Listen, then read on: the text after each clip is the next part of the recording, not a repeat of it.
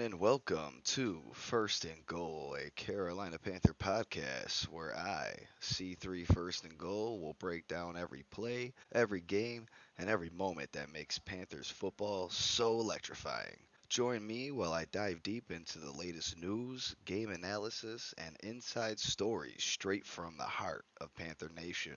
Whether you're a die-hard fan or new to the Pride, I got you covered with expert insights, player interviews, and all the buzz from around the league. So buckle up and get ready for a wild ride through the highs and lows of the season because this is First and Goal, where every yard counts.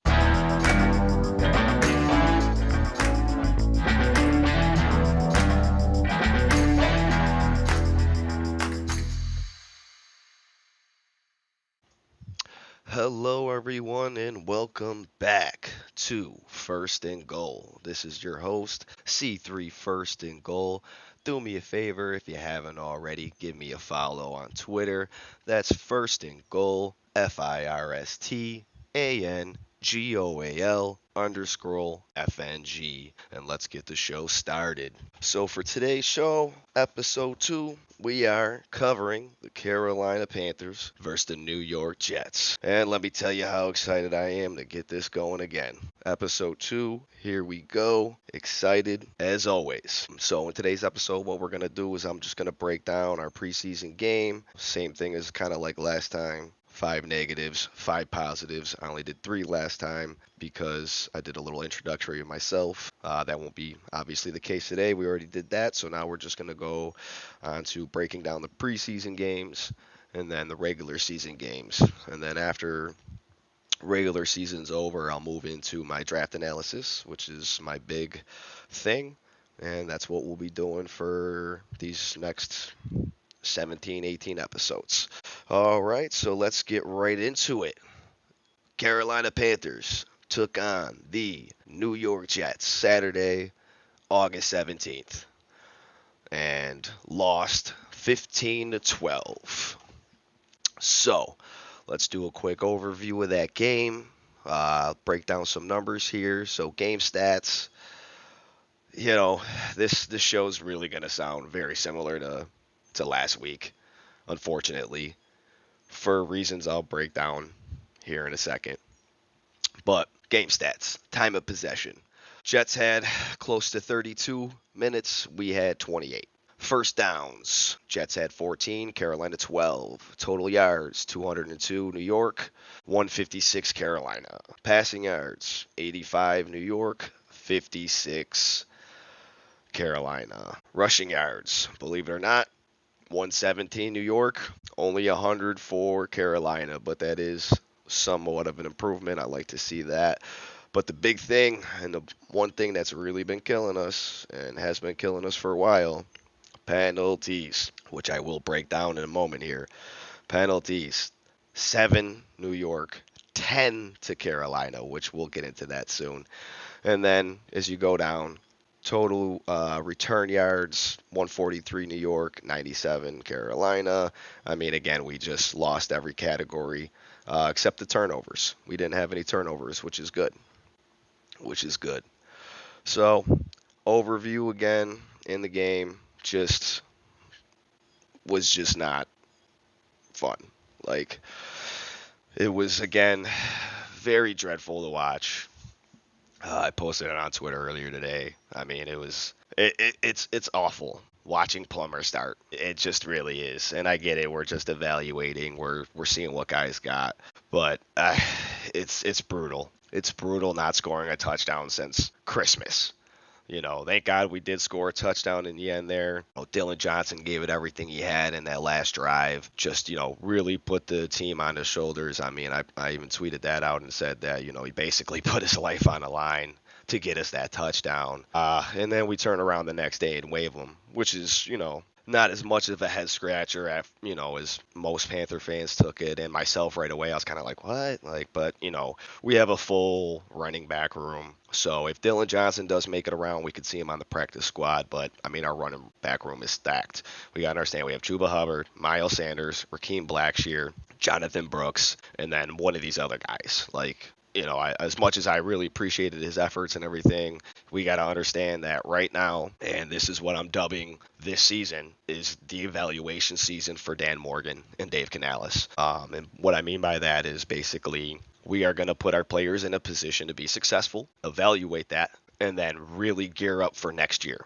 Because next year, our cap space is looking much, much better. We're actually going to be able to have some money in this free agency coming up. And again, if we can, make this a 5 to 7, win team, it should be a little easier for us to get some of those, bigger names. And I don't mean easier financially. I mean easier as guys would be a little more willing, to come here. Like, oh, okay, Carolina's on the up a little bit. They're on the rise. If Bryce could show, some promise this year along with the rest of the team, it should be easier for us to get those bigger name acquisitions. We're still going to have to pay, but they'll be, they won't turn a side eye. Oh, Carolina, yeah, I'm good. At least now they might want to come this way. So, like I said, nonetheless, the overview of the game, I just, it was hard to watch again. And like I said, this episode's going to sound very similar to last week because we did the same thing from last week.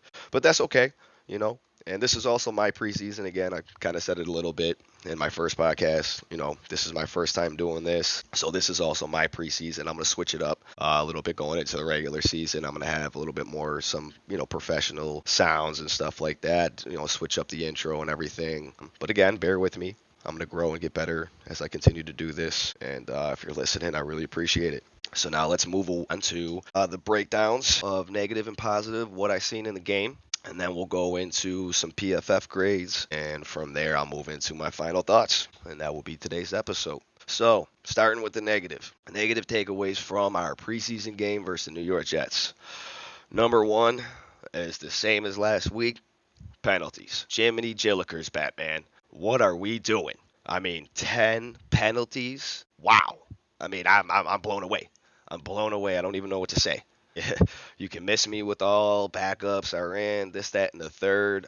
We cannot be that naive to think that these pre-snap penalties are not going to transition to the ones when the ones aren't even getting snaps. And we can't even see what the ones look like, Because guess what? In practice, they're not, you're not seeing highlights on pre-snap penalties in practice. So we don't know what it looks like. So that's a major flag for me and a major concern, especially considering last year, we kind of seen a little bit of some penalty issues, early on.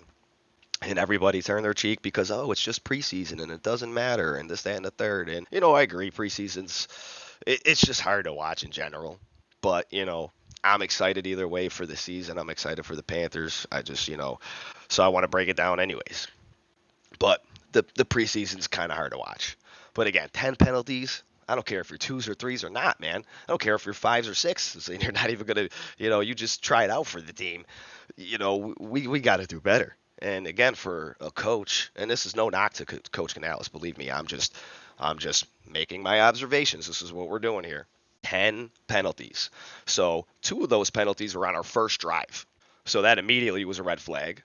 2 penalties on the first drive immediately killed anything that we could get going. This is, again, a consistent issue, so I'm going to keep harping on it until I see this get cleaned up. We had pass interference on the offense, ineligible wide receiver, hold on the defense. So many penalties. And I know, I believe that pass interference on offense brought back a first down. Ineligible wide receiver also brought back a big play. It's just so consistent. And again, for a coach that's harping on the fundamentals, getting the football right, doing the basics the best, 10 penalties isn't showing that. I'm sorry, 10 penalties is not showing that. And we really got to figure that out. We are not going to be a successful football team. And again, I don't think that we're going to be a playoff 12, 15 win team. And please, if you're listening and you're a Panthers fan, please temper your expectations. I'm not telling you not to think what you want to think. Please think whatever you want to think. But temper your expectations a little bit. As I dubbed it already, this is the evaluation season for Dave Canales and Dan Morgan. They are trying to set us up for next year. I know he's had some mentions of, trying to make this year count, but we have to be honest with ourselves. The cap space isn't there. The the chemistry of the coaching staff and the players just really isn't there. It's first year. It's it doesn't happen all the time where everything just clicks on all cylinders, like Houston did. They had rookie quarterback, rookie head coach, and it clicked on all cylinders. I'm not saying the Houston Texans show, so we're not going to get into that, but I'm just saying that situation, very rare that it just clicks on all cylinders and you go to the playoffs immediately. So just dial back your expectations a little bit and understand that's okay. It's okay if we don't make the playoffs this year, but it's not okay if we have a top 5 pick. We want to try to at least get out of that, that realm, just so we can say that we have some improvement. If we're picking 6, I ain't mad about it. I just want us to have some kind of improvement moving forward ultimately. And that's what we should be looking for as a whole, as a fan base. Yes, the division is weak. Yes, there is an opportunity there. But as much as I hate to say it, Atlanta's really been going after it. They've really been trying to get everybody they can because they have all that cap space. But like I said, this is the good thing, though. Let them spend all that money. Let them make all them silly moves. They ain't doing anything either. And that just gives us more ammunition for next year. So penalties, we got to get those right. Again, that's number one negative because that's the number one thing that is I'm always going to be looking for to see if we're cleaning up them pre-snap penalties because, again, that's a coaching thing. And our coach, as we all know, has come out and said we're getting the football right. So 10 penalties, 2 on the first drive, not really seeing the football right. You know what I mean? Fundamentals got to get cleaned up. That's honestly unacceptable because moving forward, those will kill us. As we all know, they're going to kill us in real games. And without the ones out there practicing, scrimmaging, so at least where we can see them, for a snap or two, to see if they're getting pre-snap penalties, to see if they're all lining up in unison and correlation. Yeah, it's too hard to tell. But again, I'm keeping an eye on it. We'll look on next week when they come here to Buffalo, my hometown. I might be going to that game. I don't know. I've been down pretty bad these last few days. I've had a pretty bad sinus infection, so I've just been trying to get through that. So if I sound a little wonky, I do apologize. But we'll see. I mean, I know my kids want to go, so I'll probably wind up taking them anyways. I might do like a live recording podcast when I'm there. So we'll see. I don't know. That's all subjected till then. But if I feel a little better, we'll see. But again, like I said, penalties. Good Lord. We got to get that cleaned up. All right, so moving on.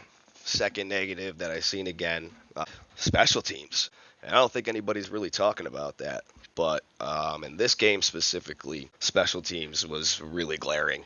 As I stated out before, they had more return yards than we did. Again, it's not the end of the world because it's just preseason, but 143 to our 97. I mean, special teams is something that doesn't really get talked about a lot, but yet really sets the tone for, offense or defense. If you can pin them deep, you can pin them on the goal line. I mean, you're setting your defense up right. If you can get a good return, to the 50, 45, maybe even their 45. I mean, now we're talking. Now we have field position. That's what this game's about, field position. And just we're not doing that. The special teams is looking very lackluster right now. And that is also a concern of mine. No energy. That's what I got in my notes here. No energy from the special teams.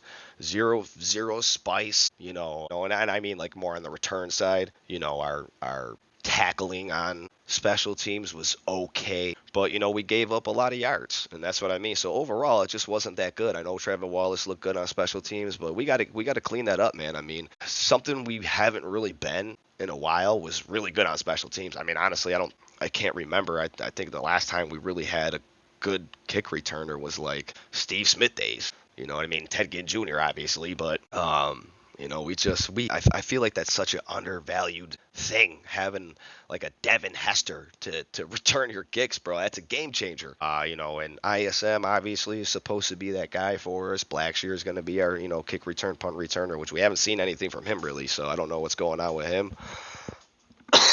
Excuse me.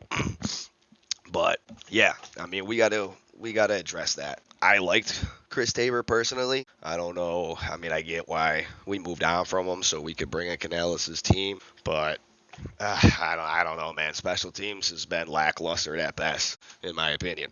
We just got to get some more energy on our special teams, and by that I mean we got to close out faster. We got to get down and close out the ball faster. That's 2 games in a row where I seen some no-name, respectfully white dudes just dusting us back there. You know what I mean? It doesn't matter about their ethnicity or anything. I'll just say it, yeah, some no-name guys are just making us look bad on special teams. I mean, I know we have our no-name game guys out there too, but it's a double-edged sword, man. We got to clean up special teams, and that's something I do like to talk about because, again, I feel like, in my opinion, it's an underrated area that's actually really important. If your guy can't kick field goals, you're not going to win games. And I know a lot of people are like, oh, well, the game shouldn't be won by field goals. But if you look in the history of, football, the tough games are won and decided by only a few points. You know what I mean? When you got 2 really good teams going at it, it's usually the special teams that makes the difference, right? So let's go back to 2003, 2004 season. Carolina Panthers, we're in the Super Bowl. We take the lead. We lose by 2. Right? Or was it tied 29? Whatever. But they kicked the field goal in the last second, right? 44 seconds, something left. 40 seconds left in the game. Adam Vinatieri, Mr. Automatic, kicks it from 40-plus yards out, makes it, bangs it right through the middle, wins the game. I mean, how many times have we seen Tom Brady win on a field goal, right? So, special teams is very important, and that's why I keep harping it a little bit, just to instill in my listeners that you might have thought special teams was just meh and whatever, but that's a difference maker, man. That's a difference maker. And again, having a Devin Hester, a Joshua Cribbs for that matter. Remember him? Like, come on, man. Having guys that can be elite, and returning and getting you that field position, especially if you have a pretty good offense or a pretty good defense and a pretty good team to match that. Oh, dude, you're unstoppable. But moving on. So 3, negative again. I said it a little bit in my overview. I mean, Jake Plummer, dude. Oh, my God.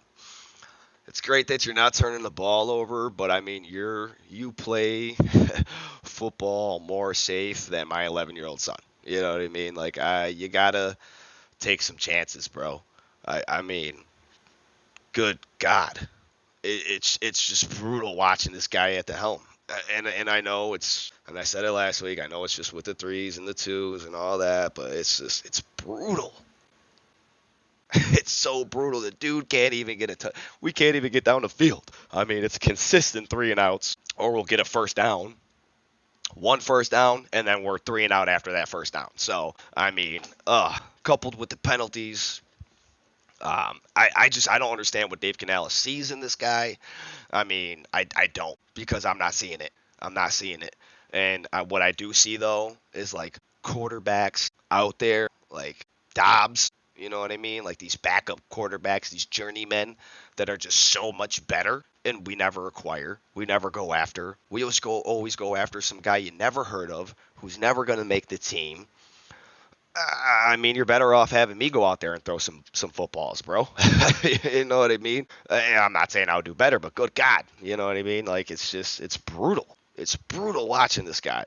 And then again, remember, I'm a very big person of scheme. Second play, again, of our first drive after our penalty, out route, dude. And it was the same play as last week in the same setting. So, I mean, that was immediately alarming again. I'm like, oh, I put my hand on my head right away. I'm like, dude, is this the same playbook as last week? We're running the same game plan as last week. I mean, it was obvious, right? Because, I mean, we did nothing. We did nothing the first week. We did nothing last week, this week. And look, the stats, I've already said them to you. They clearly show it. The only thing we did better this week is we had a turnover. Nonetheless, Plummer, you're killing me, dude. Sorry. I hate to say it. Like, you're going to be a practice squad guy, and this is the guy we're using to evaluate TMJ and Mingo and, these other hopeful wide receivers. Not saying that Mingo and TMJ are hopeful, but, these other hopeful receiver options that we have. I mean, that's not the best evaluator tool, man.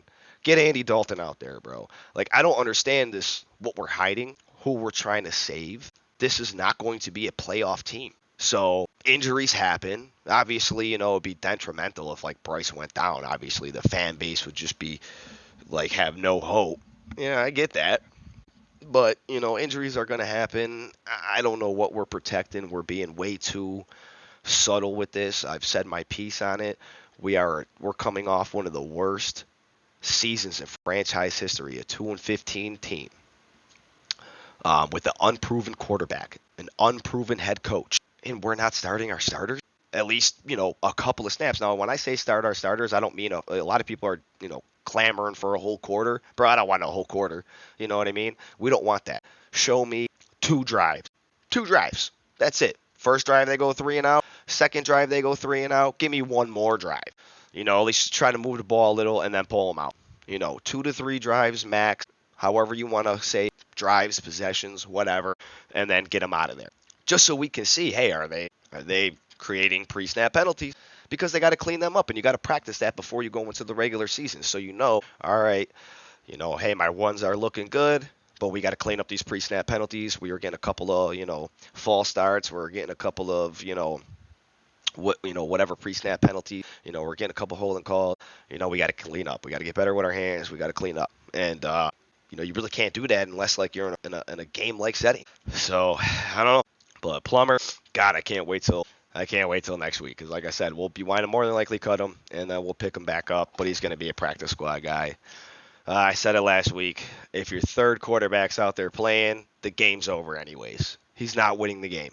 So I'm not wasting a 53-man roster spot for him. I wouldn't use him as an evaluation tool for my offense. I'm just going to move on because I don't want to be negative. It's overly negative. And then again, moving on, no starters. No starters, one of the highlights. We all been talking about it. And I just kind of already briefly went into it, but no starters. I get it, but I don't. We're a 2-15 team. We're not in any position to sit there and be like, hey, we don't need to start our starters. We're good. We got Bryce. We got Leggett. We're good. Deontay Johnson. We're fine. I think that's a bold move. Because now basically we're going to be figuring it out on the fly. Again, in my opinion, it's an evaluation season. We're going to win no more than 5 to 7 games. So does it really matter in the long run? No, I guess, because either way we're only winning 5 or 7 games. So will we preserve some guys in a sense? Maybe. Again, injuries can just happen at any time. So it's not, it's unavoidable. You know what I mean? You can't just be like, oh, not going to start my starters. They could go out first play and then tweak something because they weren't practicing. Well, scrimmaging in live game setting. So, again, I get it, but I don't. I'm on the other train. New head coach, new system, new players, all these new things. You got to see your guys together and to see really where you need to improve. Again, as a player, practice and game are 2 different things. I could practice all day, but you need that live game rep.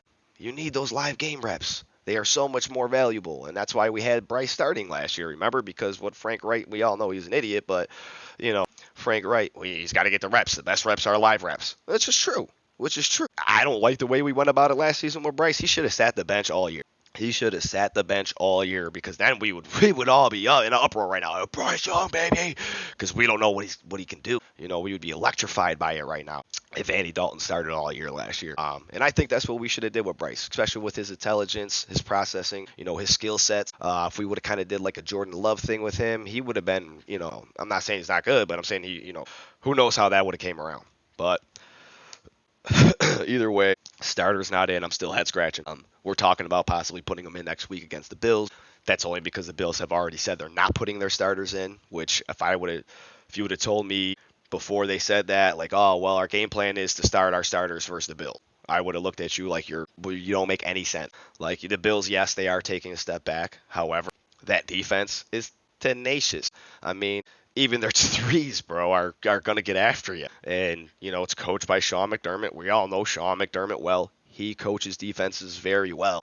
These guys are going to be locked in and ready to go. So I would have just personally started my starters in week 1 versus the Patriots. A lesser, on paper roster.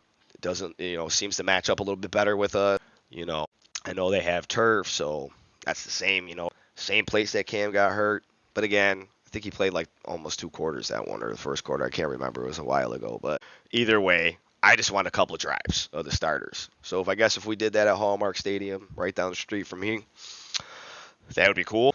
But I don't know. But I guess it makes sense now because we haven't started them the last 2 games going into the last game before the season. That makes sense. But again, against the team, I'm a little nervous just because the Bills have a really good defense and they play very hard at home. Again, like I said, I'm from this area, so unfortunately, and the cult fan base is extreme. It'll be a sold out preseason game, my boy. Anyways, moving on. So last thing I got here, and I just put it down because I just want people's thoughts on it. If you could actually DM me on Twitter to tell me what you think about what I'm about to say right now, I would really appreciate it because I want to get your thoughts on this. So my last negative I have, and I think it's a negative for everybody in the league, officiate. Granted, we had 10 penalties, but I mean it felt like in a preseason game, like our normal, treatment. Our normal special treatment in any football game is just our officiating. Like, we're in Carolina, dude, and we get more penalties at home than we do, I feel like, anywhere else. Like, I don't understand it. Like, for some reason, we don't, harness the home cooking. That's what I call home cooking. You're at home, so home cooking. The refs should be, I didn't see that one hold there. You know what I mean? Because we're in home. We're at home base.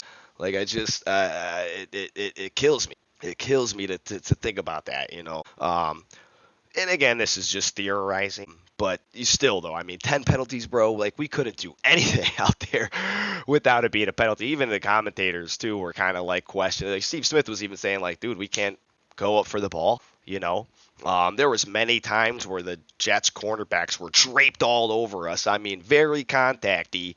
And the moment we go to make a play, shut down.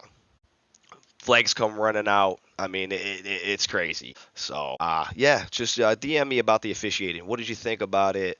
I put it as a negative because, again, I just feel like the refs hate us, and I have no idea why. But I just feel like for many years as a Panther fan, watching football, I just feel like we don't get the calls. We don't get the calls. We'll get some. I'm not saying that they're just, getting us, but I feel like, they got an eye for us. Like, they're watching us a little more than the other team, you know what I mean? So, I don't know. Wasn't happy with the officiating whatsoever. I'm not saying that they were picking on us. I'm not saying that it's rigged or anything like that. I'm just saying it just seemed a little weird that they, like I said, the defensive backs got a little hands-on with us. No problem. We give a little hands-on-y. Here comes the penalty flag. I mean, like, we can't do nothing without the ref, ripping out his pocket to get that penalty flag out. Like, good Lord. So keep an eye on that, too, in the regular season. Like, you'll see what I'm saying. You'll see what I'm saying, especially when we're at home. You'll see what I mean. I feel like that's why I had to say it. Like, I just feel like we're cursed when it comes to officiating. I feel like they really got it in for us, I feel like. Again, hypothetical, totally a theory, but 10 penalties. Some of them were questionable. It is what it is.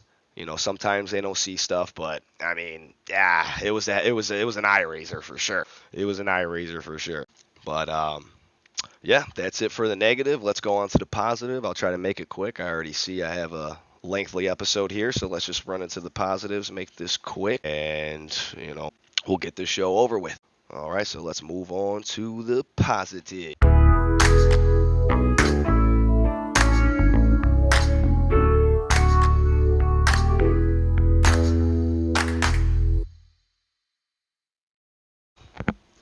All right, so moving on to the positives of the game. Positives pretty straightforward from last week.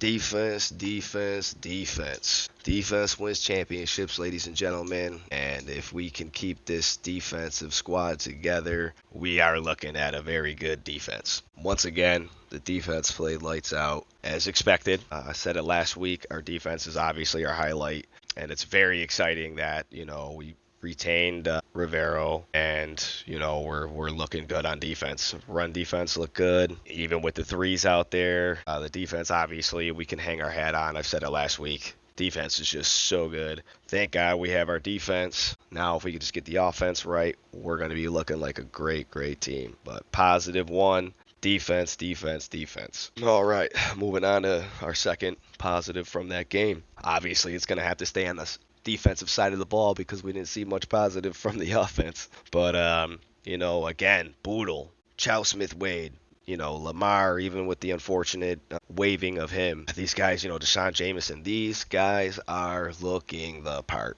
I said it last week. Biggest concerns going in for our defense was our secondary. Secondary looks the part. I mean, we have guys that are just out there grinding, competing, and fighting for that roster spot, and that's all that we can ask for. So I couldn't be more excited for that. Our defense is definitely going to be our highlight of the season. So it gives me a little hope that if that offense can really get going just a little bit, we could surprise some people this year. We could really surprise some people. But again, I'm not looking to surprise people. What I'm really looking for is the development of the DiCaprio Boodles, the Chow Smith Wades, the Deshaun Jamesons. I'm looking for that development, right? Because developing and growing players, that's something that we were decent at. I mean, look at Josh Norman. He was a 5th round pick out of Coastal Carolina. Nobody knew who that guy was. We developed him. We made him into what he was, and then he wound up signing a big contract going over to Washington. But he balled out for us in that 2015 season. Homegrown guys is the way to go.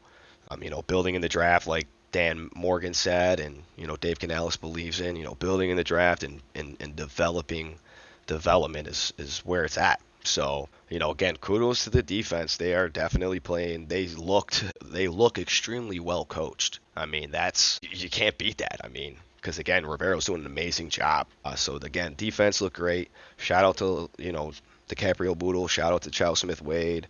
I was big on him coming out of college too. I didn't do too much breakdown on him. So I might do a little one just cause that's what I really like to do. But yeah, I mean, Chow Smith Wade, DiCaprio Boodle, Deshaun Jameson, they are looking good.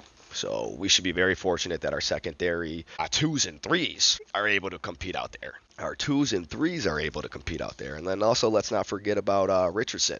I mean, he made that big pick, the only turnover we had. He made that big play, and he's another guy in the secondary that, we're just surprisingly deep in the secondary when we had no idea. So, I mean, that is a great discovery.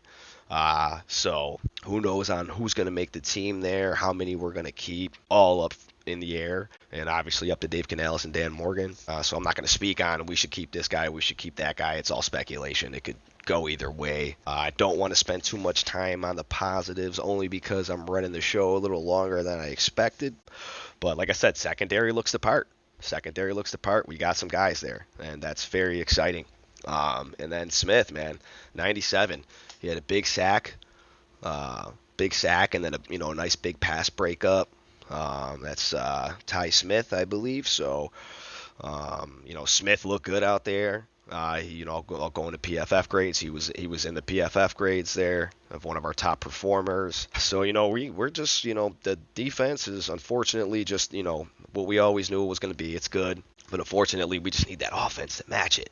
But that's okay because like I said, we looked really we've been looking really really good on defense. All right, and then again moving on here, another key positive that we can take away is no major injuries to key players.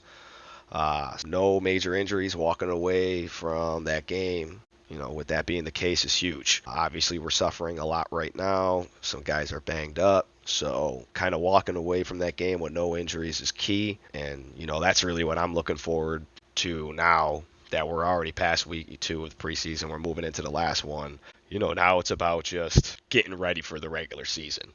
There's talks that they might start the starters against Buffalo. Kind of touch base about that a little bit. Who knows? My thing on it is, well, I mean, who cares now? At this point, just, let them figure it out week 1.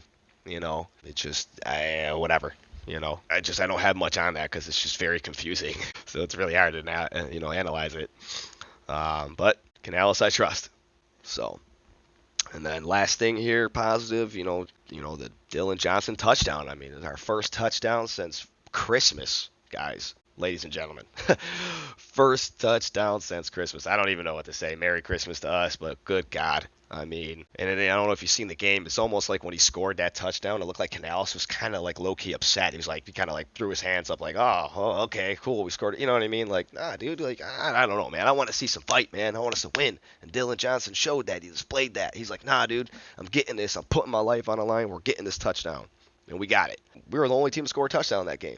I mean, was it 5-something field goals from the Jets? Brutal game to watch, bro. I mean, I get it's preseason, man, but you pop on ESPN or whatever, dude. You're seeing all these other everybody else is lighting it up, you know.